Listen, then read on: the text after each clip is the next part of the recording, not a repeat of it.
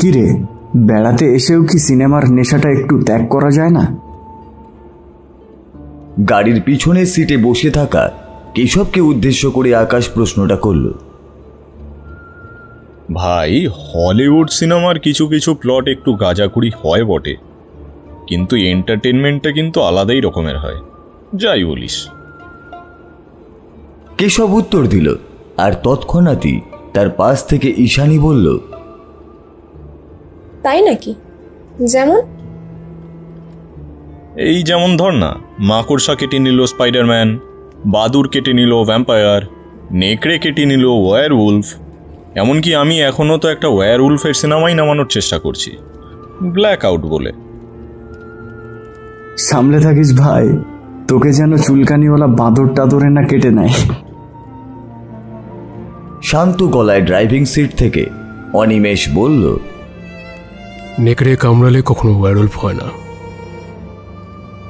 কেশব বলল, হ্যাঁ, তোর তো জানারই কথা, তবে হয় কি হয় না সেটা সামনে থেকে না ঘটলে বা সামনে থেকে না দেখলে কি করেই বা নিশ্চিত হওয়া যায়। ততদিনের জন্য না হয় সত্যিই কল্পনা করে নিলাম, ভাবতেও ভালো লাগে বেশ। হ্যাঁ বেশ, ঠিক আছে, তুই তাহলে আমার ডকুমেন্টারির জন্য একটা খুঁজে দিস, বদলে তুই যা চাইবি আমি তাই দেব। ঈশানীর কথায় আকাশ বলল, ওকে ওসব বলিস না, তারপরে দেখবি নিজেই একখানা সেজে কোত্থেকে চলে এসছে। যখন সবাই এমনই নানা ইয়ার্কি ঠাট্টায় মেতে রইল, তখন অনিমেষ নিজের সম্পূর্ণ মনোযোগ গাড়ি চালানোতেই রাখল।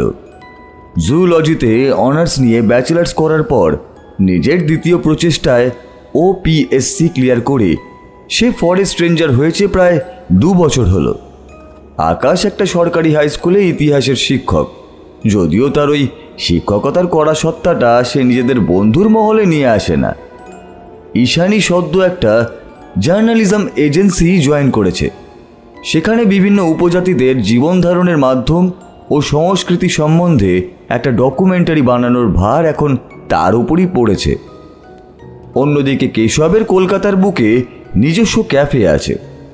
ওদের গাড়ি দালসিংপাড়া ও তোরসা টি গার্ডেন পেরিয়ে জয়গাঁর একটা হোটেলে এসে থামলো প্রায় 3টে নাগাদ।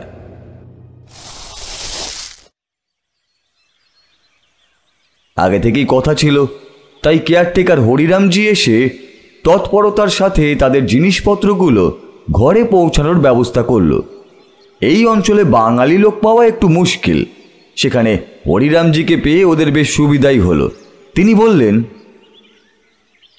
আসুন আসুন বাবুরা, আপনাদের জন্যে পুরো বাঙালিয়ানা মতে ভাত, ডাল, তরকারি সব কিছুর জোগাড় করে রেখেছি। হাত ধুয়ে একটু খাওয়া দাওয়াটা সেরে নিন, তারপর রাতে কি খাবেন বলবেন, তারও ব্যবস্থা হয়ে যাবে। কি যে বলেন, বাঙালি খাবার তো সবসময়ই খাচ্ছি, আপনাদের এলাকায় এলাম, একটু কিছু পাহাড়ি না হলে কি আর চলে? হ্যাঁ ঠিকই তো। বেশ তো বেশ তো, তো কি খাবেন বলুন? যা হোক কিছু ভালো হলেই হলো, ওটা তোমার দায়িত্ব।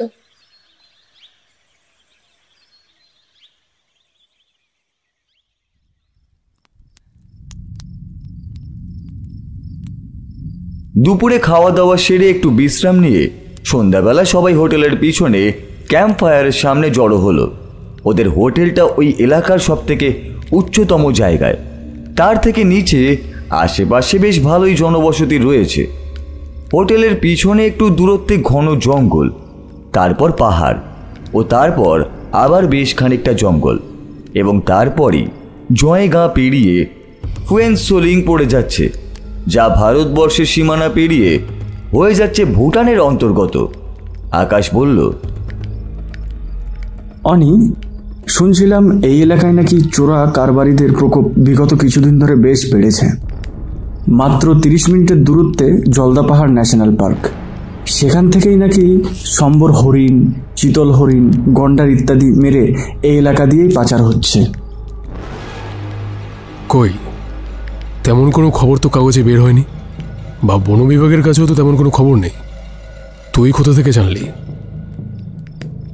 ইন্টারনেট, অনেক ইন্টারনেট। সেখানকার এলাকার লোকজনই বলা কওয়া করছিল আর কি। ইন্টারনেটে তো এও দেখলাম, এখানকারই কিছু লোকজন বলছে এখানে নাকি স্বাভাবিকের থেকে অন্যরকম একটা নেকড়ে দেখতে পাওয়া যায়। তবে কি সেটাও সত্যি নাকি?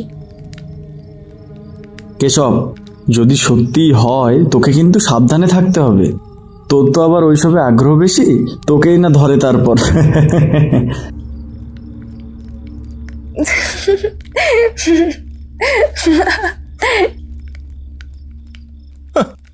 যত সব। সবাই নিজেদের মধ্যে হাসি ঠাট্টা করতে ব্যস্ত হয়ে গেলেও অনিমেষের অন্যমনস্কতাটা ঈশানীর চোখ এড়ালো না।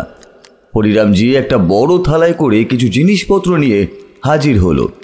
তারপর সেটা সামনে নামিয়ে চারজনের হাতে একটা করে বাটি ধরিয়ে দিল, যাতে নুডলস জাতীয় কিছু ছিল, আর সামনে একটা বড় জায়গা করে কিছু মোমো রেখে বলল, এ নিন আপনাদের পাহাড়ি খাবারের আয়োজন, থুপকা আর মোমো। কেশব বলল, এই তো, এবার এই ব্যাপারটা আসল জমবে। আপনাকে যে কি বলে ধন্যবাদ দেব। আপনাদের জন্য রাতে রুটি আর অসাধারণ একরকম মুরগির ঝোল রান্না করেছি। আপনার শুধু খেয়ে বলবেন কেমনটি হয়েছে। বাস বাস, ওতেই হবে। কথাটা বলেই আকাশ খাওয়ায় মনোযোগ দিল। বাকিরাও তাই করল। একটু পরেই আকাশ বলল, আচ্ছা, তোরা জানিস এই থুপকা জিনিসটা কিন্তু এসেছে তিব্বত থেকে। এতে নুডলসের সাথে মাংসের ঝোল, স্থানীয় কিছু শাকসবজি ও মশলাপাতি, পেঁয়াজ ইত্যাদি মিশিয়ে এইভাবেই তৈরি করা হয়। অনিমেষ বলল, শোন না, রাতের দিকে একটু বেরালে কেমন হয়? বেরোনো যেতে পারে, কিন্তু তাহলে বেশি দেরি করলে চলবে না। কিন্তু এখনই বেরিয়ে যেতে হবে, কারণ দোকানপাট তো 9টা সাড়ে 9টার মধ্যে সব বন্ধই হয়ে যাবে। কেশবের কথায় অনিমেষ বলল, আমি আশপাশটা করার কথা বলছি না। তবে কোথায় অনি? ঈশানী প্রশ্ন করল, জঙ্গলে, একটু জঙ্গলে ঘুরে এলে হয় না? পাগল! উত্তেজিত স্বরে আকাশ বলল, রাত দুপুরে জঙ্গলে গিয়ে কি করব? ঘুরতে হলে দিনের বেলায় চল, দিনের বেলায় তো ঘোরা যেতে পারে। না রে, দিনের বেলা হলে হবে না। কি হবে না অনি? আচ্ছা, তুই ঠিক আছিস তো? এটা কিন্তু একদম ঠিক কথা। রাতের বেলায় জঙ্গলে ঘোরার মধ্যে যে একটা অ্যাডভেঞ্চার, সেটা কিন্তু দিনের বেলায় পাওয়া সম্ভব নয়। কেশব, তুই আমার সাথে যাবি? হ্যাঁ, আমার কোনো সমস্যা নেই। আকাশ, কি বলিস? তোদের হঠাৎ করে এমন অদ্ভুত শখ কেন হলো সেটাই বুঝতে পারছি না। যাক, একা তো ছাড়তে পারি না, চ আমিও যাব। আচ্ছা, না গেলে কি নয়? আর তোরাই বা কি, বুঝিয়ে শুনিয়ে কোথায় আটকাবি তা না, তোরাও যোগ দিয়ে দিলি। ঈশানীর কথায় কেশব বলল, তোকে যেতে হবে না, তুই এখানেই থাক, আমরাই না হয় ঘুরে আসছি। ক্যাম্প ফায়ারের আগুন প্রায় নিভে এসেছে। যদিও চাঁদের আলোয় আশপাশটা খানিকটা আলোকিত হয়েছে বটে, তবে সেই আলোতেই তাদের থেকে সামান্য দূরত্বে দাঁড়িয়ে থাকা বিশালাকায় জঙ্গলটা যেন কেমন মায়াবী দেখাচ্ছে। তার নিস্তব্ধতার মধ্যেও যেন একটা অদ্ভুত আকর্ষণ রয়েছে, আর সেটার টানেই যেন তিন বন্ধু সেই আকর্ষণের রহস্য উদ্ঘাটনে উদ্যত হয়েছে।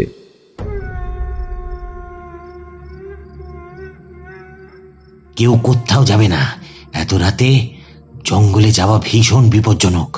ঘরে চলুন সবাই। সবাই চকিতে ফিরে তাকালো। হরিরামজি কখন এসে দাঁড়িয়েছে সেটা কেউই লক্ষ্য করেনি। কেশব বলল, আমরা সঙ্গে করে আলো নিয়ে যাব। অনির কাছে রিভলভার আছে, আমাদের আর কি হবে।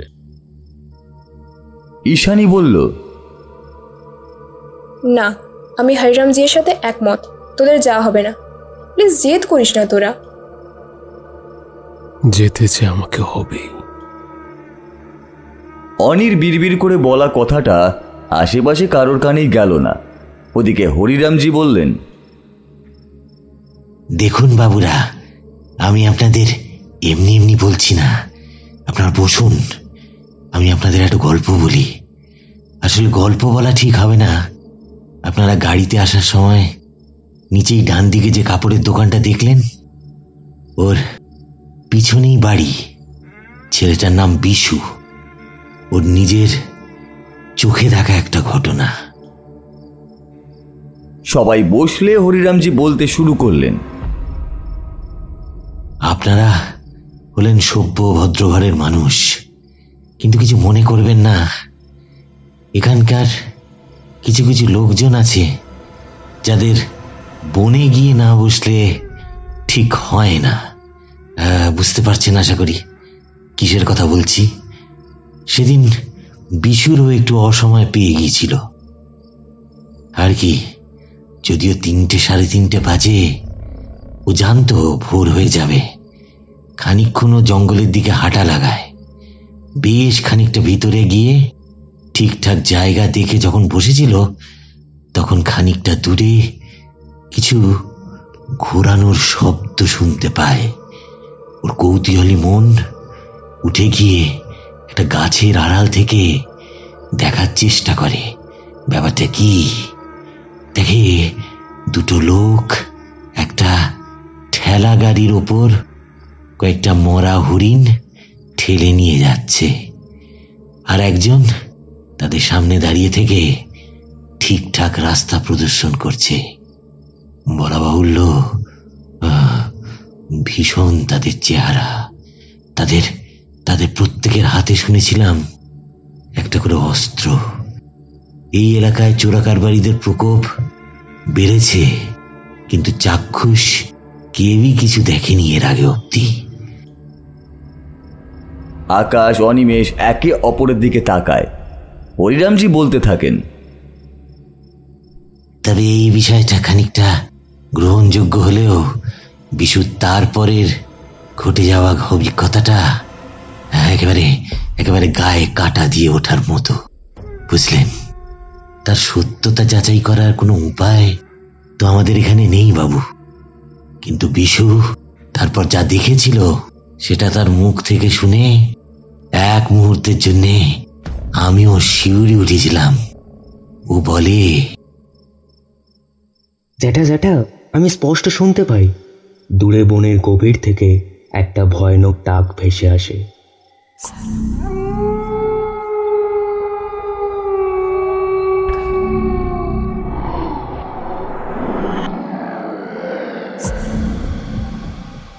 আমি মোটেও ভুল শুনি না, কারণ আমার থেকে একটু দূরে থাকা লোকগুলো সেটা শুনে এক মুহূর্তের জন্য নিজেদের জায়গায় দাঁড়িয়ে যায়। তারা আশেপাশে তাকাতে থাকে। তখন আবার সেই শব্দ শোনা যায়।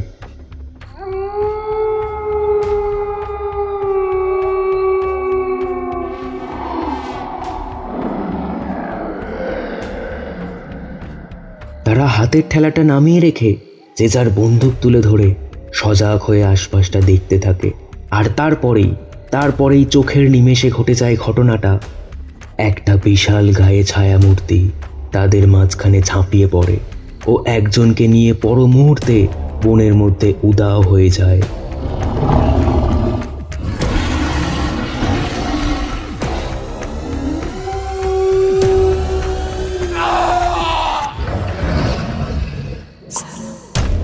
সে যেন ইহজাগতিক কোনো জীব নয়। তারা গুলি চালায়, কিন্তু কাকে উদ্দেশ্য করে আর তাতে কি বা লাভ হয় তা কিছুই দেখা যায় না। আমি যতটা ভয়ে কাঁটা হয়েছিলাম, তারা তাদের মুখটা তার চেয়েও ভীত সন্ত্রস্ত দেখাচ্ছিল। আমি আর দাঁড়িয়ে থাকতে পারি না, প্রাণপণে দৌড় লাগাই বাড়ির উদ্দেশ্যে। আর আমার পেছন থেকে তাদের চিৎকার, সেই ভয়ানক গর্জনার গুলির শব্দ আমি তখনও শুনতে পাই।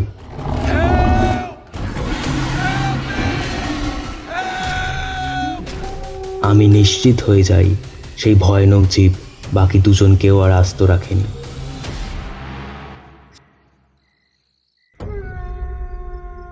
সেবারটার মতো বিশু প্রাণে বেঁচে গিয়েছিল, আর তারপর থেকে বেচারা এতই ঘাবড়ে গেছে যে আর জঙ্গলের পথে দিকে পা মারায় না, এমনকি দিনে দুপুরেও নয়। তাই বলছি বাবুরা, এই রাত দুপুরে জঙ্গলে যাওয়ার ইচ্ছেটা আপনারা বরং ত্যাগ করুন। এতটুকু বলে হরিরামজি থামলেন। বিস্ময়ে সকলেই তখন হতবাক। ঈশানী বলে ওঠে, অপ্রাকৃত কোনো জীব এসে পশু পাচারকারীদের মেরেছে, এটা অতটা বিশ্বাসযোগ্য না হলেও সমগ্র ঘটনাটা আমার ডকুমেন্টারিতে অন্তর্ভুক্ত করতে পারলে সকলে বিষয়টা সম্পর্কে জানবে, সজাগ হবে, চাইলে প্রশাসন কোনো ব্যবস্থাও নিতে পারে। সত্যি মিথ্যে সেসব জানি না মা, তবে এটা ঠিক, ওই আওয়াজটা যেটার কথা বিশু বলেছিল তা কম বেশি আমরা সকলেই পেয়েছি। কি সব প্রশ্ন করে, আওয়াজটা ঠিক কি ধরনের? মানে শুনে তো বোঝা যাবে কোন প্রাণীর। এই নিয়ে কথা বলা একেবারেই বারণ, কিন্তু শুনে তো নেকড়ে বাঘেরই কথা মনে হয়। হরিরামজির কথাটা শুনে আকাশ অনিমেষকে প্রশ্ন করে, কিরে অনি, তুই তো বিষয়টা ভালো জানবি। এই এলাকায় তো কোনো নেকড়ে বাঘ নেই, অন্তত থাকার তো কথা নয়। তবে অনিমেষ এই প্রশ্নের কোনো উত্তর দেয় না। সে হরিরামজিকে বলে, আচ্ছা, আপনি এই বিশু লোকটির সাথে একবার দেখা করাতে পারেন? হ্যাঁ, নিশ্চয়ই, কাল সকালেই না হয় আপনাদের নিয়ে যাব। সবাই যে যার ঘরে ফিরে আসে। রাতে হরিরামজি নিজের হাতে সবার খাবার ব্যবস্থা করে দেন। সকলেই তৃপ্তি করে খায় সেটা। পরদিন সকালে হরিরামজি তাদের সবাইকে নিয়ে হাজির হয় বিশুর বাড়ির সামনে। তারা বসে গল্প না করে বাজারের দিকে হাঁটা লাগায়। বিশু চলতে চলতেই হরিরামজির মুখ থেকে শোনা ঘটনাটাই উত্তেজনার সাথে খুব উৎসাহের সাথে তাদেরকে শোনায়। ঈশানী সেই সমস্ত কিছুই ক্যামেরাবন্দি করে। পরবর্তীকালে প্রসঙ্গ বুঝতে নিজের সুবিধার জন্য নোটবুকে সমস্ত জিনিসপত্র লিখতে থাকে। বাকিরাও খুব মনোযোগ সহকারে শুনতে থাকে। শুধু অনিমেষ একমাত্র সেই সব শুনতে শুনতে কেমন যেন উদাসীন হয়ে পড়ে। হঠাৎই তার চোখ যায় একটু দূরে রাস্তার ওপারে একটা কাঠ গোলাপের সামনে একটা যুবকের দিকে। টিপু হুল চেহারা ফুটে উঠেছে, উচ্চতা প্রায় 6 ফুটের কাছাকাছি। তার লম্বা চুলও কাঁধ পর্যন্ত এসেছে। সে কুড়ুলের এক এক প্রহারে বড় বড় কাঠের টুকরোকে দুভাগ করছে। তারপর সেগুলো এক জায়গায় জড়ো করে ভেতরে নিয়ে যাওয়ার সময় সে একবার ফিরে অনিমেষের দিকে তাকায়। সাথে সাথেই অনিমেষের যেন তাকে ভীষণ চেনা মনে হয়। আজ থেকে কেউ তাকে ডাকে, সোম, কাঠগুলো তাড়াতাড়ি নিয়ে আয় বাবা, অনেক দেরি হয়ে গেল যে। এদিকে অনিমেষও চলতে চলতে দাঁড়িয়ে গিয়েছিল। তাকে ঈশানী এসে হাত ধরে টেনে নিয়ে যায়। কেমন ভেবাচা রেখে দাঁড়িয়ে আছে দেখো, চল। ওই দিন হোটেলে ফিরে অনিমেষ আর কারোর সাথেই কোনো কথা বলে না। সে কিছু জিনিসপত্র একটা ব্যাগে গোছাতে থাকে। রাতে খাওয়া দাওয়া শেষ করে কাঁধে ব্যাগ নিয়ে ড্রয়ার থেকে রিভলভারটা বের করে এক দৃষ্টে তার দিকে চেয়ে থাকে। তার বিস্ময় ভাঙিয়ে কেশব বলে ওঠে, কি রে, তুই কি বন্দুক নিয়ে ওয়্যারউলফ মারতে ছুটলি নাকি? তার পিছনে আকাশ ও ঈশানীও এসে দাঁড়ায়। তোর কি হয়েছে বলতো? এখানে আসা থেকে দেখছি তুই কেমন যেন অন্যমনস্ক হয়ে আছিস। ঘোরার নাম করে এত জায়গা থাকতে এই বনে জঙ্গলে নিয়ে হাজির হয়েছিস। তাও যে সবাই মিলে ঘুরবো বেড়াবো তা না, একা একা থাকছিস। কি নাকি ভাবছিস? কিছু সমস্যা থাকলে বল, আমরা করব তো সাহায্য। হ্যাঁ অনি, বল না কি হয়েছে তোর? অনিমেষ উত্তর দেয়, আমাকে একবার জঙ্গলে যেতেই হবে। বিশু যা বলছে তা নিজের চোখে একবার দেখানো অবধি আমার শান্তি নেই। সর্বনাশ করেছে। তার মানে আমি ঠিকই ধরেছিলাম। অনি বিশুর কথার যদি একটাও সত্যি হয়, যদি সত্যিই কোনো অস্বাভাবিক জানোয়ার বা চোরা কারবারিদের মধ্যে কেউ থেকে থাকে, ওরা প্রত্যেকেই বিপজ্জনক। আমাদের যাওয়াটা কি আদৌ ঠিক হবে? না, আর সেই জন্যই আমি একা যাব। অনি, এটা কিন্তু কিছুতেই হতে পারে না। দেখ, গল্পটা আমারও সম্পূর্ণ বিশ্বাসযোগ্য মনে হয়নি, তবে একবার তো সততা যাচাই করে দেখা যেতেই পারে। আমি যাব তোর সাথে। বেশ, তবে আমিও। তবে আমি বা আর বাদ যাই কেন? অনিমেষ বন্ধুদের দিকে তাকিয়ে মৃদু হাসে। তার মনের মধ্যে যে কি চলছে সেটা তো শুধু সেই জানে। সে বলে, আরে রামজি যেন কিছু জানতে না পারে। উনি জানলে আমাদেরকে আর যেতে দেবেন না। সেই রাতেই হোটেলের সকলের চোখ এড়িয়ে পিছনের রাস্তা দিয়ে চারজন প্রবেশ করে জঙ্গলে। অনেকটাই সময় অতিবাহিত হয়েছে। তারা যে কতটা গভীরে চলে এসেছে সে ধারণা তাদেরও নেই। তারপর হঠাৎই চারজনেরই কানে আসে দূরে কোথাও কথা বলার শব্দ।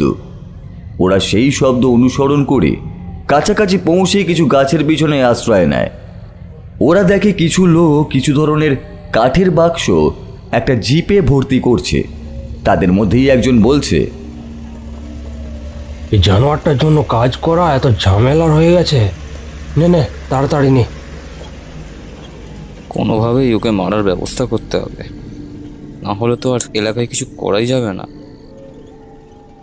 অনিমেষ রিভলভারটা দু হাতে শক্ত করে বুকের কাছে ধরে সঠিক মুহূর্তের জন্য অপেক্ষা করতে থাকে। কিন্তু দুর্ভাগ্যের বিষয়, তৎক্ষণাৎ তার থেকে একটু দূরত্বে দাঁড়িয়ে থাকা ঈশানীর পায়ে কিছু কামড়ায়। সে আলতো চিৎকার করেই বড় মুহূর্তে নিজেকে সংযত করে নেয়।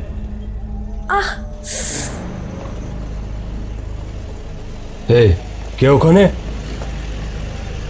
বাইরে আয়। অনিমেষ লক্ষ্য করে দুজন বন্দুকধারী লোক তাদের দিকে এগিয়ে আসছে। আরও দুজন জিপের কাছেই দাঁড়িয়ে। তাদের কাছেও বন্দুক আছে। সংখ্যায় ওরা কিছুতেই পেরে উঠবে না, আর ওরা কাছাকাছি এসে পড়লে হয়তো মৃত্যু অবধারিত। তাই সে তাদের কথার জবাবে গাছের পাশ থেকে বেরিয়ে বন্দুক তাক করে দুটি গুলি চালায়। প্রথমটা থেকে বাঁচলেও দ্বিতীয়টা তাদের একজনের কাঁধে লাগে। ওদিক থেকেও পাল্টা গুলি চলতে থাকে। মার, একটাকেও ছাড়বি না। অনিমেষের নিজের উপর ভীষণভাবে ক্ষোভ জন্মায়। ও একা হলে ব্যাপার ছিল না, কিন্তু নিজের 3 বন্ধুকে হঠকারিতার বশে এমন বিপদের মুখে টেনে আনা, না, ভীষণ বড় ভুল হয়ে গেছে। যদি মরতেই হয় তবে ও মরবে, ওর বন্ধুদের আঁচও আসতে দেবে না। আমি দেখছি, তোরা পালা এখান থেকে, গিয়ে পুলিশকে খবর দে, বেরো। ঠিক তখনই গোলাগুলির শব্দ ভেদ করে একটু দূরত্বে একটা প্রবল আওয়াজ শোনা যায়।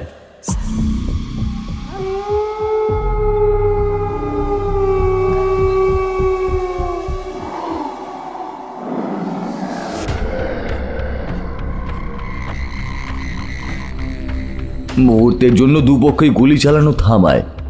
উপস্থিত সকলের শিরদাঁড়া বেয়ে একটা ঠান্ডা স্রোত নেমে আসে। একটা ভয়ানক গর্জন শোনা যায়।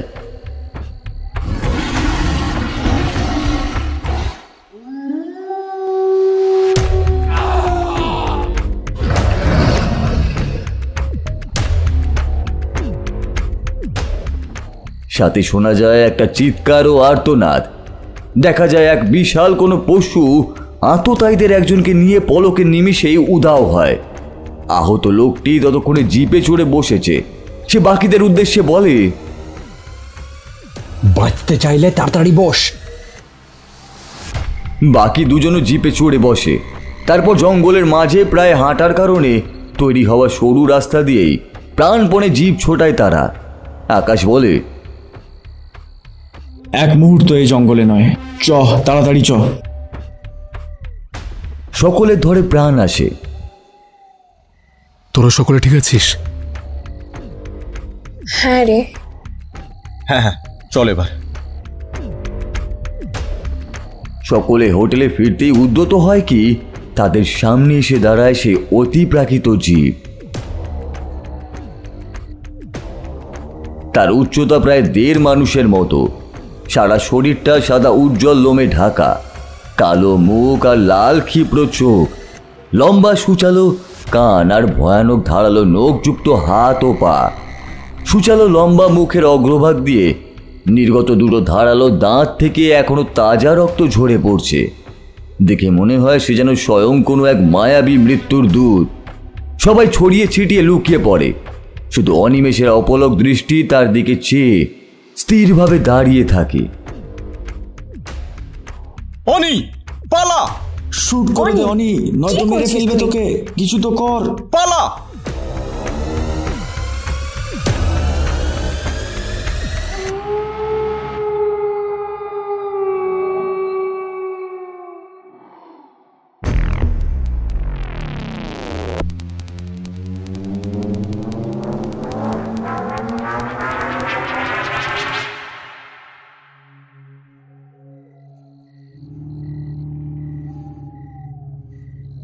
প্রায় 28 বছর আগে একই জঙ্গলে, সেদিন পূর্ণিমার রাত ছিল। জঙ্গল সংলগ্ন নদীতে ছিল শান্ত জলধারা, যাতে চাঁদের আলো প্রতিফলিত হয়ে মনে হচ্ছিল যে চাঁদ যেন নিজেকে দেখার মাধ্যম হিসাবে বা কোনো আয়না হিসাবে নদীকে ব্যবহার করছে। ও তার জ্যোৎস্নায় সমগ্র জঙ্গল ও ভূমি উজ্জ্বল আলোয় আলোকিত হয়েছিল। নদীর পাশেই কিছু তাঁবু খাটানো ছিল, তাঁবুর পাশে আগুনও জ্বলছিল। একটা বহু পুরনো গাছ পড়ে মাটির সাথে লেগেছিল। না জানি কত বছর লেগেছে তাকে এরকম একটা গাছে পরিণত হতে, আর কিছু সময়ের মধ্যেই সেটা শুধুমাত্র একটা কাঠের স্তূপে পরিণত হয়। এরকম আরও অনেক ছিল সেখানে। গাছ কেটে জঙ্গল পরিষ্কার করার কাজ খুব জোরের সাথেই চলছিল। তখনই রাতের নিস্তব্ধতা ভেদ করে একটা নেকড়ের ডাক শোনা যায় এবং সকলেই ভয়ে তটস্থ হয়ে যায়।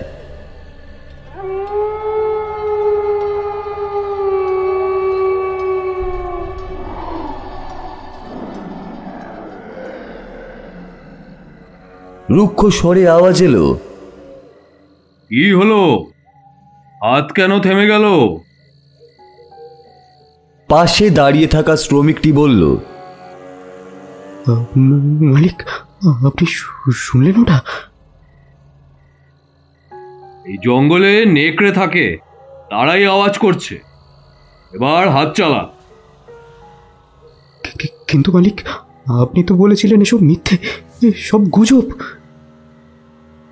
তা নেকড়ে এসে কি তোর কাজ করে দিয়ে যাবে? না মালিক, সেটা কথা নয়। আসলে আজকে আমি জঙ্গলের ভিতরে গিয়েছিলাম। ওখানে যে আদিবাসী লোকজনরা থাকে তারা অনেক অদ্ভুত সব কথা বলছিল। নেকড়ে সত্যি। একদম চুপ, আর একটাও কথা নয়, চুপচাপ কাজ কর। ঠিকাদার গর্জে উঠল, তারপর একটা সিগারেট ধরিয়ে সেখান থেকে চলে গেল। কাজ আবারও শুরু হলো। নদীর পাড়ে পৌঁছে সে আশপাশটা ভালোভাবে দেখে নিল, কারণ রাতের বেলা নদীর পাড় সুরক্ষিত নয়। জঙ্গলি জানোয়াররা জল খেতে আসতে পারে। চারিদিক ভালোভাবে দেখে সে ঝুঁকে নদী থেকে একটা ফ্ল্যাক্সে জল ভরতে লাগলো। তারপর মনে হলো সামনের কিনারায় কিছু একটা আছে। প্রথমে ভালোভাবে দেখেও সে কিছু দেখতে পায় না। তারপর হঠাৎই সে দুটো চোখ জ্বলে উঠতে দেখে, আর বিপদের আশঙ্কা থেকেই তার হাত চলে যায় তার পকেটে, যেখানে তার পিস্তল রাখা ছিল। একটা বিদ্যুৎ গর্জনের ন্যায় সমগ্র জঙ্গল ভরে উঠল মানবিক আর্তনাদে।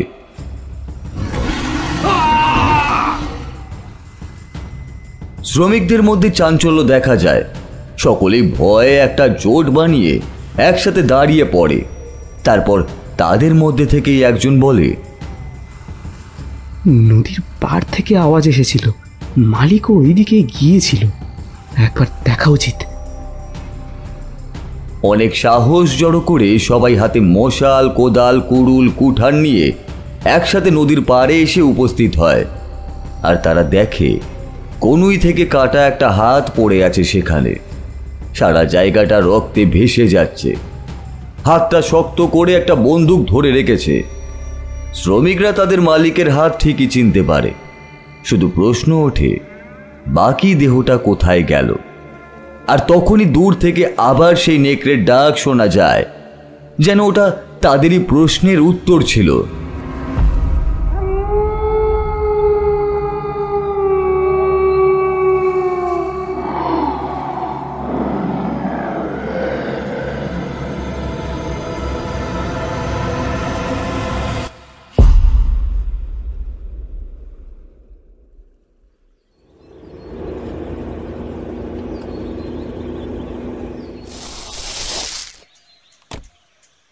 একটা পুরনো ঘরের সামনে গাড়িটা থামলো।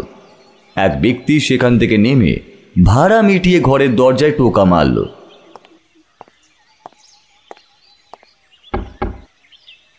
তার নাম ছিল শুভঙ্কর রায়। পেশায় সে একজন এক্স আর্মি অফিসার ছিল, কিন্তু সঠিক নিয়মানুবর্তিতা পালন না করায় তাকে আর্মি থেকে তাড়িয়ে দেওয়া হয়। অন্য কোথাও কাজ করতে গেলেও তাকে সেই কৈফিয়ত দিতেই হতো, কিন্তু কাজ তবুও হতো না। তাই বর্তমানে সে একটা স্বল্প মাইনের সিকিউরিটি এজেন্সিতে নিযুক্ত রয়েছে। তার স্ত্রী রেখা দরজাটা খুলে বিরক্তির সাথে জানায়, তোমার জন্য কে এসেছে দেখো। রঞ্জন সোফায় বসেছিল। সে হেসে বলল, আরে কেমন আছিস? অনেক দিন পর। বন্ধুর কথা মনে পড়ে গেল আর কি। থাক, প্রয়োজন ছাড়া তো আপনার দেখা পাওয়া যায় না। বল কি দরকার? ভীষণ বিপদে পড়ে এসেছি রে, তোর সাহায্যের প্রয়োজন। সরকারি দপ্তরের উঁচু থেকে নিচু বিভিন্ন কর্মকর্তাদের ভালো রকম টাকা খাইয়ে তারপরে এই টেন্ডারটা পেয়েছিলাম। ওই রোড তৈরির ব্যাপারটা? আরে রোড তো দূরের কথা, গাছই কাটতে পারছি না। কিন্তু এতে আমি কি করব? রঞ্জন ওকে বিশদে সমস্ত ঘটনাটা বলে। আর এবার তো আমার ঠিকাদারি গেছে, সব মজুরির মধ্যে কথা ছড়িয়ে গেছে, কেউ কাজ করতে চাইছে না ওখানে। তা আমি কি গিয়ে এবার গাছ কাটবো? তুই নেকড়েটাকে মেরে দে শুধু, তুই পারবি আমি জানি। তোর নিশানাও অব্যর্থ।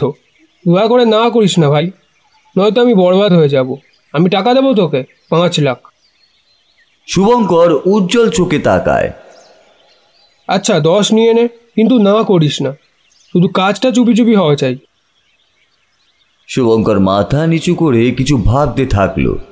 আর সেই মুহূর্তেই রঞ্জন বলল, আমার না নেকড়েটাকে মোটেই সাধারণ লাগে না।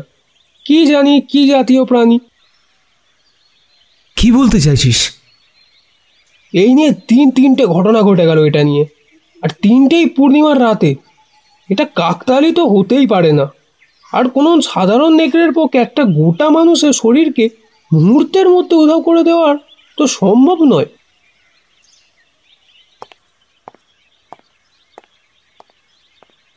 খানিকক্ষণ পর শুভঙ্করের হাতে একটা চেক ধরিয়ে রঞ্জন চলে গেল।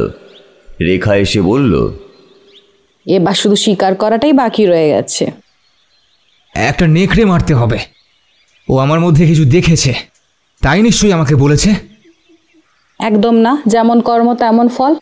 একেই আমাদের অনেক ক্ষতি হয়ে গেছে, তার ওপর আবার পাপের বোঝা বাড়াতে পারবো না। তুমি বাচ্চার জন্ম দিতে পারছো না, সে দায় তো নিশ্চয়ই আমি নেব না। তোমার অক্ষমতাগুলো আমার ওপর চাপিয়ে দিও না। শুভঙ্করের কথায় রেখার চোখে জল এসে যায়। সে তৎক্ষণাৎই ওখান থেকে চলে যায়। শুভঙ্করের খারাপ লাগে এটা ভেবে যে হয়তো সে অকারণেই তার স্ত্রীকে আঘাত দিয়ে ফেলেছে। আসলে রেখার 3 বার গর্ভপাত হয়েছে। তার রক্তে কিছু সমস্যা রয়েছে, যেটার কারণে সে কখনো মা হতে পারেনি। তার একটা লম্বা চিকিৎসার প্রয়োজন, কিন্তু বর্তমান আর্থিক পরিস্থিতি সেটার সহযোগী কোনো মতেই নয়। এই কাজটা করলে তবু সেই টাকা দিয়ে ও নিজের স্ত্রীর চিকিৎসা করাতে পারবে, এটা ভেবেই সে বেরিয়ে পড়ে।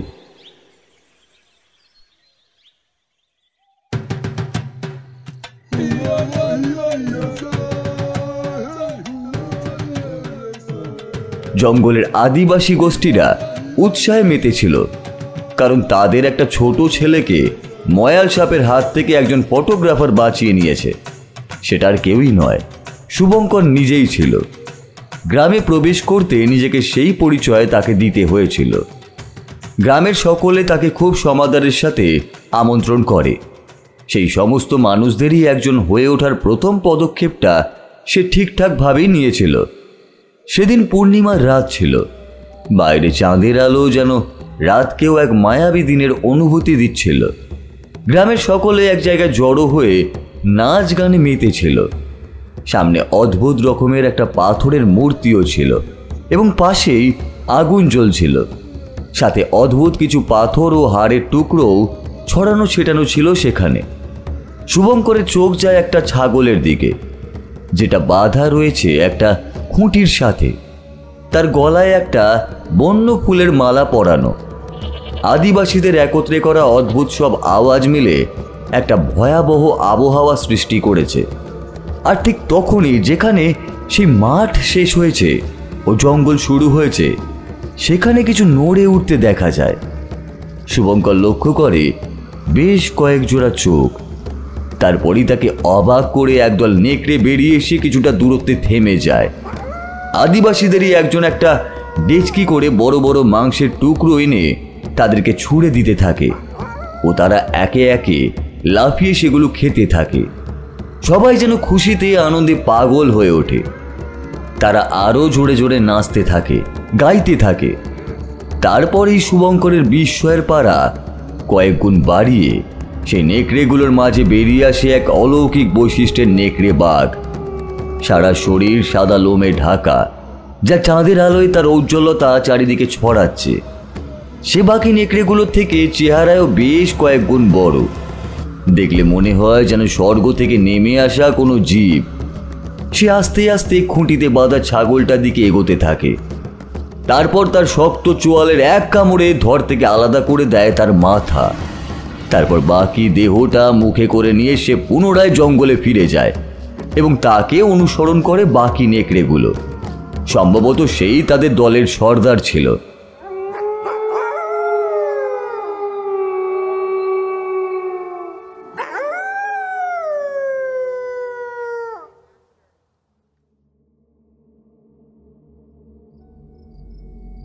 রঞ্জনের সাথে দেখা করে শুভঙ্কর বলে, রঞ্জন, ও কোনো সাধারণ নেকড়ে নয়। ওর শক্তি, ওর দাপট একটা বাঘের ন্যায় ছিল। সম্পূর্ণ সাদা লোমে ঢাকা, বড় আর মায়াবী। রঞ্জন বিরক্তি নিয়ে বলে, আরে তোর সামনেই ছিল, মেরে দিলি না কেন? দেখ, ওই জঙ্গলকে সমস্ত রকম বিপদের হাত থেকে রক্ষা করে। একবার শিকারীদের হাত থেকেও জঙ্গলের সমস্ত জীবজন্তুকে ওই বাঁচিয়েছিল। তারপর শহর থেকে যারা গিয়ে জঙ্গল নষ্ট করে, আদিবাসীদের জীবনযাপনে দখল দেয়, ও তাদের থেকে ওদের রক্ষা করে। আমার এত কিছু জানার প্রয়োজন নেই। ও তোর সামনে ছিল, মারিসনি কেন? আমার কত লোককেও মেরেছে তোর কোনো ধারণা আছে? আমার এত বড় প্রজেক্টটা শুধু ওই একটা জানোয়ারের জন্য আটকে আছে। কিন্তু আমিও বুঝলাম না ওখানে রাস্তা তৈরির কি এমন প্রয়োজনীয়তা আছে। তুই টাকা পেয়েছিস, হাতে কাজ আছে, সেটাই মনোযোগ দে। তোকে এত ভাবতে হবে না। কিন্তু তুই কি ওকে আর পাবি? মারবি বা কি করে? অতজনের মাঝে ওকে মারলে ওখানের লোকেরা আমাদের ছেড়ে দিত না। পরের পূর্ণিমায় কাজটা আমি শেষ করব। আমার একটা লং রেঞ্জ গান আর সাইলেন্সার প্রয়োজন, আর সাথে আমার ওখান থেকে বেরোনোর ব্যবস্থাটাও করে রাখতে হবে তোকে। আমি ওকে শ্যুট করে সঙ্গে সঙ্গে বেরিয়ে আসব। গ্রামের লোকেরা যদি আমায় ধরতে পারে তাহলে তাহলে আমাকে আর আস্ত রাখবে না। আড়াল থেকে দাঁড়িয়ে রেখা সমস্ত কথাই শুনছিল। রঞ্জন চলে যেতেই শুভঙ্কর তাকে বলল, ব্যাস, এটাই শেষ। এবারে কাজটা হয়ে গেলে আমাদের কাছে যে টাকা থাকবে, আমি আমি সেটা দিয়ে তোমার চিকিৎসা করাবো। আমরা আমরা সুখে সংসার করতে পারবো। রেখা চিন্তিত দৃষ্টিতে চেয়ে থাকে শুধু।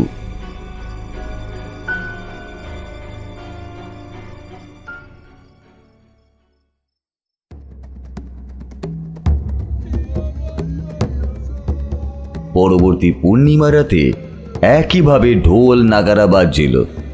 সকলে উৎসব মানাতেই ব্যস্ত ছিল। সেই সাদা নেকড়েটি তার বলি অর্থাৎ ছাগলটির একদম কাছাকাছি এসে দাঁড়িয়েছিল, ঝাঁপিয়ে পড়ার জন্য প্রস্তুত।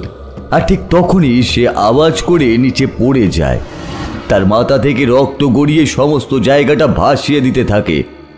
অনেকক্ষণ ধরে ঘাত লাগিয়ে লুকিয়ে তাকে মারা হয়েছে, নয়তো ওর মতো প্রাণীকে সামনে থেকে মারা তো সম্ভবই নয়। উৎসব, নাচ গান মুহূর্তের মধ্যেই থেমে যায়। সেখানে উপস্থিত প্রতিটা লোকই চিৎকার করে ওঠে, বিলাপ করতে থাকে, কান্নারত অবস্থায় মাথা চাপড়ে হাহুতাশ করতে থাকে। দূরে একটা পাহাড়ের টিলার উপর বন্দুক তাক করে বসেছিল শুভঙ্কর। চালানোর পর মুহূর্ত থেকেই তার মনে একটা গভীর অনুশোচনা তৈরি হয়। এটা তার করা মোটেই উচিত হয়নি। একটা পাপ বোধ তাকে গিলে খেতে থাকে। না জানে কে ছিল সাদা অলৌকিক নেকড়েটা। কিছু পয়সার লোভে ওই এলাকার সমস্ত মানুষের সুরক্ষা আবরণকে উপড়ে ফেলে দিয়েছিল সে। তার হাত পা যেন অবশ হয়ে আসে। সে সেখান থেকে পালানোর চেষ্টা করার কথা ভাবতেও পারে না, যদিও তার প্রয়োজনও পড়েনি, কারণ তার পিছনে কেউই আসেনি। সে ভোর রাতে সেখান থেকে প্রস্থান করে। তারপর সকালে সেই গ্রামে গিয়ে পুনরায় উপস্থিত হয়, যেখানে আগেও সে একটা অতিথির মতো আপ্যায়ন পেয়েছিল। সেখানে পৌঁছে সেখানকার অবস্থা দেখে সে বিহ্বল হয়ে পড়ে। ওই উৎসবে উপস্থিত বেশিরভাগ মানুষই আত্মঘাতী হয়েছে, আর বাকিরাও দুঃখে পরিপূর্ণ হয়ে বিলাপ করে চলেছে। সে ভাবতেও পারেনি একটা বন্য পশুর তাদের জীবনে এতটা গুরুত্ব রয়েছে। তাদের সর্দার ওকে চিনতে পারে। পুরনো বন্ধুর মতো তাকে নিয়ে গিয়ে তার সমস্ত ঘটনা বলে। একজন পরদেশী প্রায় 30 বছর আগে ওকে সঙ্গে করে এখানে নিয়ে এসেছিল। তো তখনও একটা ছোট শাবক ছিল। লোকটা আহত ছিল, তাই গ্রামের লোকেরা তাকে আশ্রয় দেয়। তারপর যদিও সে বেশি দিন বাঁচে না, তার মৃত্যুর আগেই সে শাবকটি আমাদের হাতে দিয়ে যায়। তারপর থেকে সে এখানেই রয়েছিল। সময়ের সাথে সাথে সে বড় হয়। তারপর অদ্ভুতভাবে কোথা থেকে না জানি আরও নেগড়ে এসে এলাকায় জড়ো হয়, যেন সে কোনো চুম্বকের মতো তাদেরকে আকর্ষণ করে এনেছিল এখানে। তারপর থেকে ওই এখানের মানুষ, পশু পাখি সকলে সুরক্ষার ভার নিয়েছিল। কিন্তু এবার মাথার উপর থেকে সেই ছাদ বরাবরের মতো সরে গেল। পশুটির যে বয়সসীমা সর্দার শুভঙ্করকে বলে, তা সাধারণ নেকড়ের আয়ুর থেকে অনেক বেশি। যদিও সে জানতই যে সে কোনো সাধারণ জীব নয়। নদীর পাড়ে রঞ্জন ও শুভঙ্কর দাঁড়িয়েছিল। শুভঙ্কর তাকে প্রশ্ন করে, আবারও বলছি, কি প্রয়োজন ছিল এখানে রাস্তা তৈরি করার? কে আসবে এখানে? সত্যি বলতে এতটাও প্রয়োজন ছিল না, কিন্তু আমার দরকার ছিল টাকার জন্য। কাজ এভাবেই হয়। সরকারি কর্মচারীর লেবার তাদের প্রয়োজন ছিল, যারা এখান দিয়ে যাতায়াত করতে চায়। তার জন্য অন্য রাস্তাও তো ছিল। আর তোরা শহরে যা নোংরামি করার কর না, এখানেও সেটা চাই? শুভঙ্কর আত্মগ্লানিতে ডুবেছিল। রঞ্জন বিরক্ত হয়েই বলল, কি হয়েছে বলতো তোর? এসব কাজে এত ভাবতে গেলে হয় না। যা হওয়ার হয়ে গেছে, ছাড় না। এবার কোনো বাধা ছাড়াই আমার প্রজেক্টটা এগোতে পারবে। রঞ্জন পাশে তাকিয়ে অবাক হয়ে যায়। শুভঙ্করের হাতে রিভলভার। সে সেটা রঞ্জনের দিকে তাক করে ও কিছু বলে ওঠার আগেই সে ট্রিগারে চাপ দেয়। এটা সেই নদীর পাড় ছিল যেখানে কিছুদিন আগে ঠিকাদারের কাটা হাত পাওয়া গিয়েছিল। এখন রঞ্জনের রক্তাক্ত দেহটা সেখানে পড়ে আছে। গ্রামের লোকেরা সেখানে হাজির হলে শুভঙ্কর বলে, এটা সরানোর ব্যবস্থা করো। আর হ্যাঁ, এখানে আর কেউ নতুন করে জঙ্গল কাটতে অথবা রাস্তা তৈরি করতে আসবে না, নিশ্চিন্তে থাকো। গ্রামের লোকেরা উৎসাহের সাথে শুভঙ্করকে আবার সম্বর্ধনা জানায়। যদিও তার মন অনুশোচনাতে ভরে উঠেছিল। তার মনে হচ্ছিল এখনই সমস্ত সত্যি কথা গ্রামের লোকের কাছে বলে দিক, তারপর যা পরিণতি হয় সেটাই মাথা পেতে নিক। কিন্তু তার স্ত্রী রেখার কথা মনে করে সে নিজেকে সংযত রেখেছিল। তারপর থেকে প্রায় 9 মাস কেটে যায়। রেখার ডেলিভারির দিনও এসে যায়। শুভঙ্কর হসপিটালের করিডোরে পায়চারি করছিল। তখনই ডাক্তার বাইরে এসে তাকে ভিতরে নিয়ে যায় এবং বলে, দেখুন, কখনো কখনো এমন হয় যে বাচ্চা কিছু অদ্ভুত লক্ষণের সাথে জন্মায়, কিন্তু যত বড় হতে থাকে তত সেসব লক্ষণ মিলিয়ে যেতে থাকে। আপনার বাচ্চাও সুস্থ সবল, আশা করি ও একটা সাধারণ জীবনযাপন করতে পারবে। প্রথমে তো তার মাথায় কিছুই ঢোকে না, কিন্তু সে তার নবজাতক শিশুকে দেখার পর তার আত্মা অবধি কেঁপে ওঠে। তার সারা শরীরে কম বেশি সাদা সাদা লোম ছিল। হাত ও পায়ের নখগুলো তুলনামূলক বড় ও হালকা হলদেটে।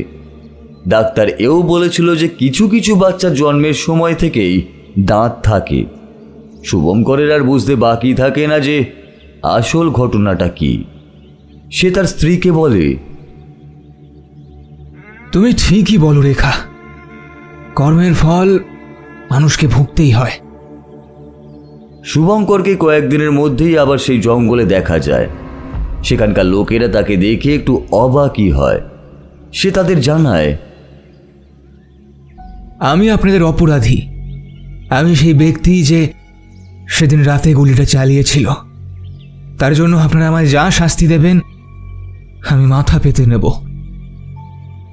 গ্রামের লোকেরা হিংস্র ক্ষিপ্র দৃষ্টিতে তার দিকে তাকায়। তাদের হিংসাত্মক মনোভাব প্রকাশ পাওয়ার আগে শুভঙ্কর তাদের জানায়, তবে যা আমি আপনাদের কাছ থেকে কেড়ে নিয়েছি তা আমি আজ ফিরিয়ে দিতে চাই। সে নিজের কম্বলে মোড়া কিছু তাদের দিকে এগিয়ে দেয়। গ্রামের লোকেরা বিস্ফারিত চোখে সেদিকেই তাকিয়ে থাকে। তারা বলে, এই তো আমাদের রক্ষক আবার ফিরে এসেছে নতুন রূপে, নতুন ভাবে। আর সকলে মিলে পুনরায় উৎসাহে মেতে ওঠে। শুভঙ্কর ভ্যাবাচাকা খেয়ে দাঁড়িয়ে থাকে। তার দিকে গুরুত্ব দেওয়ার যেন সময় নেই কারোর কাছে। শুধু তার একটাই শান্তি যে তার নামকরণটা সে করতে পেরেছিল, সোম।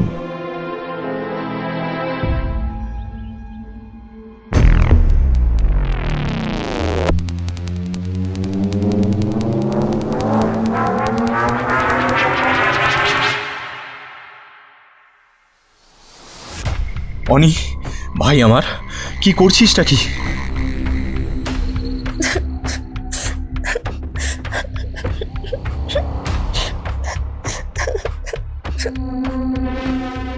প্লিজ অনি, এমন করিস না। অনিমেষ একইভাবে অপলক দৃষ্টিতে তার দিকে চেয়ে থাকে। সেই অতি প্রাকৃত বিশালাকায় সাদা রঙের মায়াবী জন্তুটি তার কাছে এসে মাথা নিচু করে তার ঘ্রাণ নেওয়ার চেষ্টা করে, আর পরক্ষণেই লাফিয়ে জঙ্গলের মধ্যে উধাও হয়ে যায়। সকলেই অবাক হয়ে দেখে। হোটেলে ফিরে কেশব বলে, ওয়্যারউলফ শুধু মানুষ মারেই না, কখনো কখনো ছেড়েও দেয়।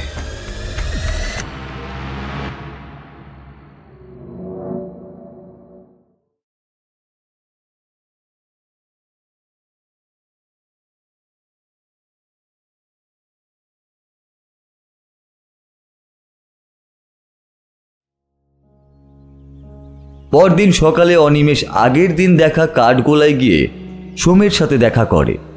তারপর দুজনে একসাথে গিয়ে নদীর পাড়ে বসে। সেখানে অনিমেষ সোমকে বলে, ছোটবেলায় প্রায় শুনতাম মা বাবা বলতো যে তাদের ইচ্ছা ছিল তাদের প্রথম সন্তানের নাম সোম রাখবে। আমি অবাক হতাম এটা ভেবে যে আমার নাম সোম নয় কেন। মা ছোটবেলাতেই মারা গেছেন।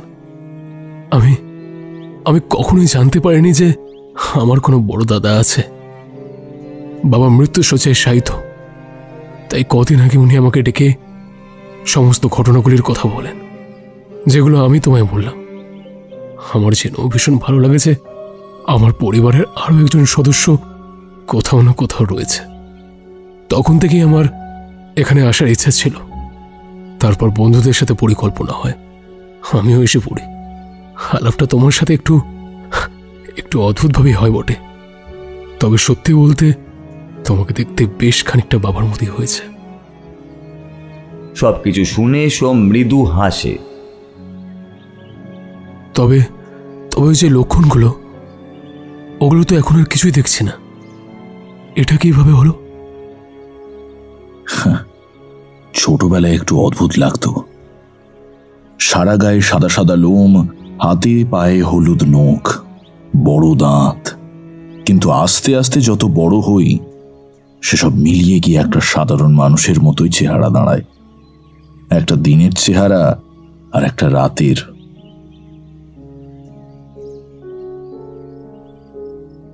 অনি গতকালের ঘটনার বিষয়ে বন দপ্তরে খবর দিয়েছিল, কিন্তু সেখানকার লোকজন কোনো আগ্রহী প্রকাশ করেনি। এলাকায় এত বড় বিপত্তি ঘনিয়ে এসেছে, চোরা কারবারিরা দিনের পর দিন একাধিক পশু হত্যা করে চলেছে, তারও কিছু না কিছু দায়িত্ব আছে এটার প্রতি। এটা ভেবেই সে চিন্তায় বিহ্বল হয়ে বসেছিল। তখনই হোটেলে হুলুস থুলুস পড়ে যায়। উঠে ব্যাপারটা কি হচ্ছে দেখতেই যাবে, তখনই ওর দরজা খুলে একজন বন্দুক তাক করে। সে তৎক্ষণাৎ দুহাত উপরে তুলে দেয়, কিন্তু তা সত্ত্বেও সেই ব্যক্তি এগিয়ে এসে বন্দুকের নল দিয়ে সজোরে তার মাথায় মারে। চোখ যখন খোলে তখন সে নিজেকে হাত পা বাঁধা অবস্থায় জঙ্গলের মাঝে খুঁজে পায়। আশেপাশে তাকিয়েও ঈশানী, কেশব এবং আকাশকে দেখতে পায়। সামনে আগুন জ্বলছে, প্রায় 8 থেকে 10 জন লোক তাদেরকে ঘিরে রয়েছে। এই লোকটাকেই তো সে আগের দিন গুলি করেছিল। কাঁধে এখনো ব্যান্ডেজ করা রয়েছে। অনিমেষ রায়, খোঁজ নিয়ে দেখেছি আপনার ব্যাপারে। প্রয়োজনের চেয়ে একটু বেশি জেনে ফেলেছেন আপনি, আর আপনার বন্ধুরাও সেই পাপের ভাগীদার। তাই একে অপরকে যদি কিছু বলার থাকে, এটাই সঠিক সময়, কারণ এরপরে আর আপনার হাতে সময় থাকবে না। আমি একজন সরকারি অফিসার। আমার কিছু হয়ে গেলে আপনাদের মনে হয় আপনারা সুরক্ষিত থাকবেন? সরকার?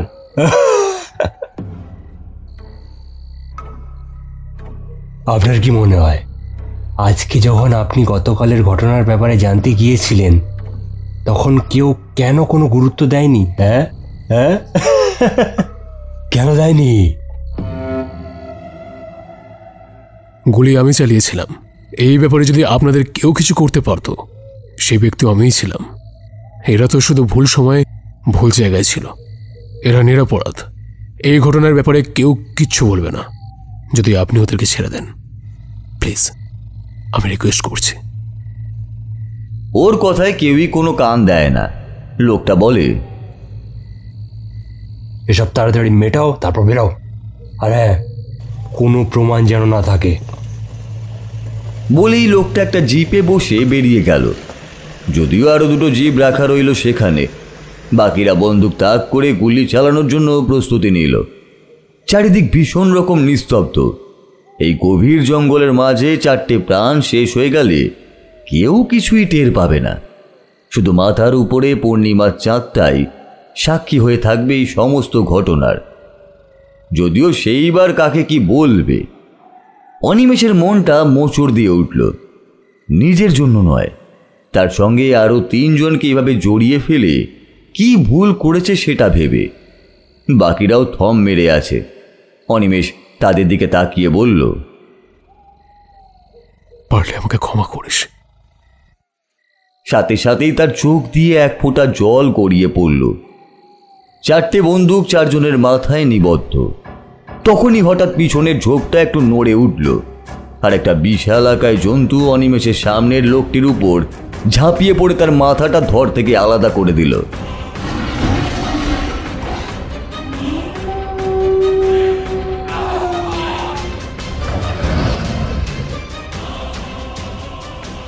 বন্দুকের নিশানাগুলো ঘুরে তার দিকে পড়ল, কিন্তু তার গতিবেগের সাথে তাল মিলিয়ে সঠিক নিশানা লাগানো যে কতটা দুরূহ তা কয়েক মুহূর্তের মধ্যেই উপস্থিত সকলে সেটাই টের পেল।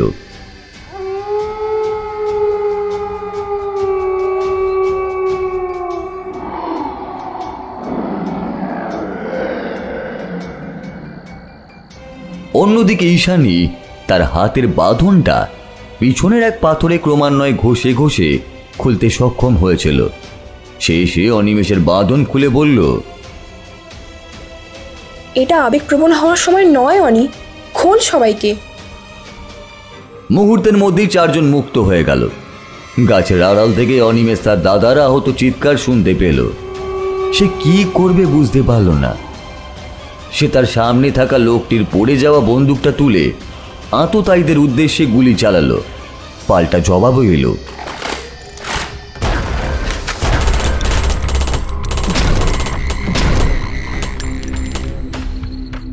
তিনজন তার দাদার উদ্দেশ্যে গেল আর 3 জন ওদের দিকে ধেয়ে এলো। ওরা 4 বন্ধু প্রাণপণে দৌড় লাগালো। মাঝে মাঝে থেমে অনিমেষ পিছনে ঘুরে গুলি চালিয়ে আবার দৌড়াতে থাকলো। পেছন থেকেও ক্রমাগত গুলি চলছে। জঙ্গল পার করে ওরা একটা টিলার ধারে এসে পড়ল। সেখান থেকে অনেকটা নিচে খরস্রোতা নদী বয়ে গেছে। আর পালানোর রাস্তা নেই, না আছে কোথাও লুকোনোর জায়গা। অনিমেষ গুলি চালিয়ে একজনকে আহত করতে পারলো, কিন্তু আরেকটা গুলি ওর পায়ে এসে লাগলো। আকাশ বোধহয় ওখানেই কোথাও থেকে একটা বন্দুক তুলেছিল। সে জঙ্গলের দিকে এলো পাথারি গুলি চালাতে থাকলো। একটা গুলি এসে তার হাতে লাগতেই তার বন্দুকটাও পড়ে গেল। ওরা 4 জনে একে অপরের কাছে এসে প্রমাদ গুনতে থাকলো।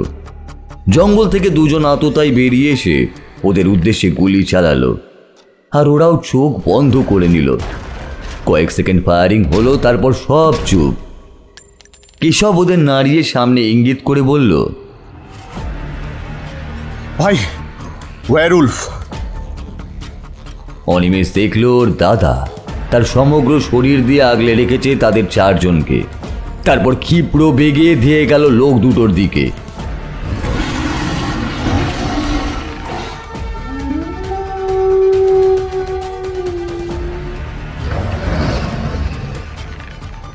অনিমেষ অর্ধশায়িত অবস্থাতেই একজনকে গুলি করে আহত করল। তার দাদাও সমানভাবেই আহত। তার শরীরের বিভিন্ন জায়গা দিয়ে অঝোর ধারায় রক্ত গড়িয়ে পড়ছে। তার পরিমাণ এতটাই বেশি যে তার সমগ্র লোমশ ও সাদা শরীরটা একরকম লাল বর্ণ ধারণ করেছে। সে আহত লোকটিকে মাঝখান থেকে 2 হাতের বলে 2 ভাগ করে দিল।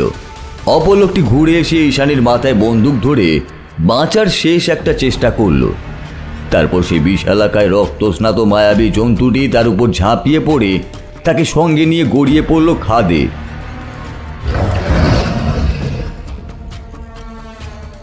অনিমেষ ঈশানীকে টেনে সরিয়ে নিল। অনিমেষ ঠিকমতো দাঁড়াতেও পারছে না। সে তাও কোনো রকমে খুঁড়িয়ে খুঁড়িয়ে ধারে পৌঁছালো। নিজে তাকিয়ে দেখলো একটা পাথর ধরে কোনো রকমে টিকে আছে তার দাদা সোম। স্বাভাবিক মনুষ্য দেহ, যা গুলিতে গুলিতে ক্ষতবিক্ষত হয়ে রয়েছে। বাকিরাও তা দেখে হতবাক। অনিমেষ দড়ি জাতীয় কিছু জোগাড় করার চেষ্টা করে কিছুই না পেয়ে সে নিজেই নেমে তাকে তুলতে উদ্যত হয়, কিন্তু কেশব ও ঈশানী তাকে আটকে দেয়।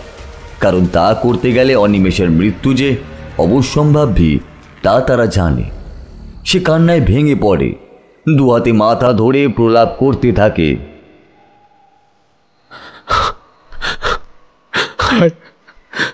দাদা, দাদা, দাদা।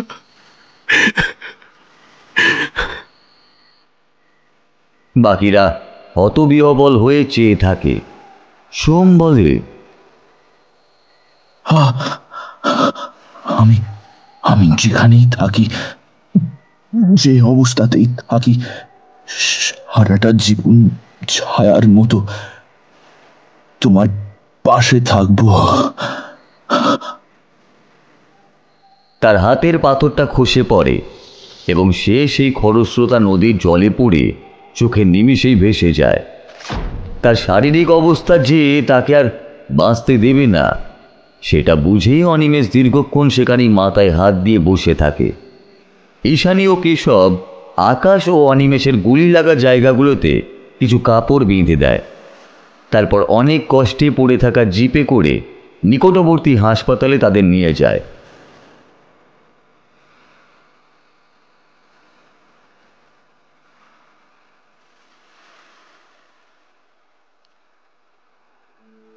তারপর থেকে প্রায় 1 মাস কেটে গেছে। চোরাকারবারিদের সহায়তা করার অপরাধে এলাকার বন দপ্তরের অনেক লোকই এখন পুলিশি হেফাজতে। অনিমেষ অনেক সরকারি দপ্তরে চক্কর কেটে নিজের ট্রান্সফার করিয়ে নিয়েছে জয়গাঁতেই। সে নিজেই নিজেকে কথা দিয়েছিল, দাদা, তোমার অবর্তমানে তোমার এই জঙ্গল, তোমার এই লোকজন, সকলের সুরক্ষার দায়িত্ব আমার। আমি নিজের সবটা দিয়ে সেটা পালন করব, সবটা। Ishani documentary best document of the ইয়ারের পুরস্কার পেয়েছে। আকাশ ইতিহাসে পিএইচডি শুরু করেছে। ও চেষ্টা করছে কোনো নামকরা কলেজের হিস্ট্রির প্রফেসর হওয়ার। কেশব বাড়ি নিয়ে নিজের ব্যবসা সামলানোর পাশাপাশি তার জীবনের এই অভূতপূর্ব অভিজ্ঞতাটা নিয়ে একটা সিনেমা বানানোর উদ্দেশ্যে বিভিন্ন প্রোডাকশন হাউসের দরজায় কড়া নাড়ছে। তার মতে সে এতদিন অনেক সিনেমা দেখেছে, এবার তার লেখার সময় ও নিজের অভিজ্ঞতা সকলের সাথে ভাগ করে নেওয়ার সময়। অনিমেষ ওখানেই একটা সরকারি বাংলোতে থাকে। মাঝে মধ্যে রাতে নদীর পাড়ে একা সময় কাটায়। এটা তার একটা ভালো লাগার জায়গা।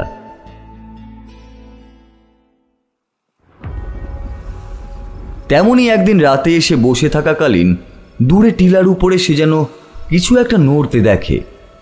ভালোভাবে লক্ষ্য করার আগেই সেই বস্তুটা সেখান থেকে সরে যায়। সে তার পিছনে কারোর পায়ের শব্দ শুনতে পায়। ঘুরে তাকিয়ে দেখে মাথা থেকে পা অবধি কালো কাপড়ে মোড়া একজন ব্যক্তি তার দিকে বন্দুক তাক করে আছে। সে গুলি চালালে অনি পাশে একটা পাথরের পিছনে গিয়ে লুকায়। কোমরে হাত দিয়ে খেয়াল হয় সে তার বন্দুকটা ঘরেই ফেলে এসেছে।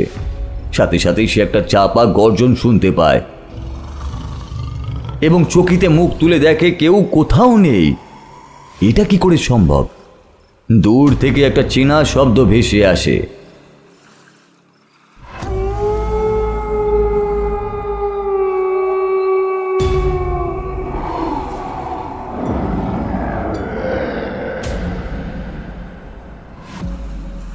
সে তাকিয়ে দেখে দূরে টিলার ওপর থেকে সেই শব্দটা ভেসে আসছে। চাঁদের আলোয় পুরোপুরি ঠাহর করতে পারার আগেই সেই শব্দকারী জীবটি সেখান থেকে উধাও হয়। তার মুখে একটা মৃদু হাসি খেলে যায়।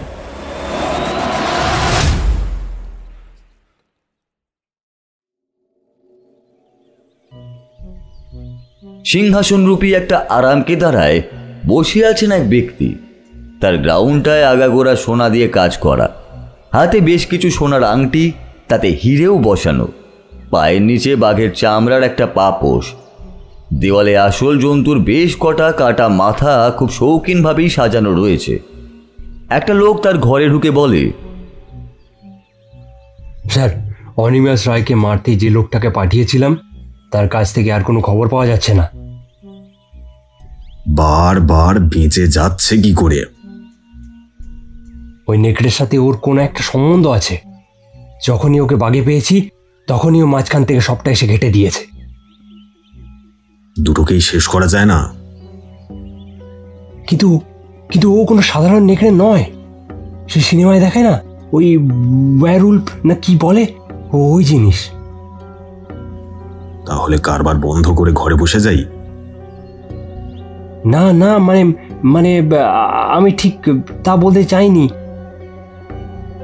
বসে থাকা ব্যক্তিটির হাতের ইশারায় কয়েকজন লোক এসে এই অপর লোকটিকে ধরে নিয়ে যায়। সে চিৎকার করতে থাকে, না না, আরেকটা একটা সুযোগ দিন, এবার আর কোনো ভুল হবে না। ধীরে ধীরে মিলিয়ে যায় তার স্বর। বসে থাকা ব্যক্তিটি চেয়ার থেকে উঠে জানালার সামনে গিয়ে দাঁড়ায়। তারপর বাইরে চোখ রেখে চাপা স্বরে বলে, কোনো কাজের নয়, আমাকেই দেখতে হবে ব্যাপারটা।